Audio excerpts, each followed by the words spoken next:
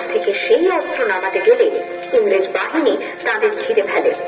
বুড়িমালমের তীরে লড়াই বাঁধে বিরাট ইংরেজ বাহিনী বনাম বাঘা যতীন ও তার 4 সতীর্থদের। এককালে শুধু ভোজালি ঘাটে যিনি বাঘ মেরেছিলেন সেই বীর সেদিন লুটিয়ে পড়লেন। আমি হাসি হাসি পড়ব ফাঁসি, দেখবে ভারতবাসী।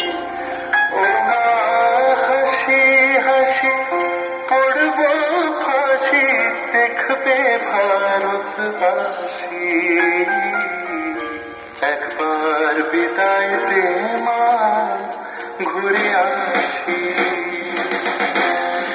18 এপ্রিল 1918 মাস্টারদা সূর্য সেন ও তার 65 জন শিষ্য মিলে পরিকল্পনা করে চট্টগ্রামে ব্রিটিশ পুলিশের অস্ত্রাগার লুট করেন এবং তারপরে লুকিয়ে আশ্রয় নেন জালালাবাদ পাহাড়ে।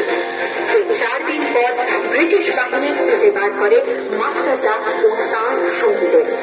সেদিনের অস্তমিত সূর্য ছিল সূর্য সেনের রক্তের আলো।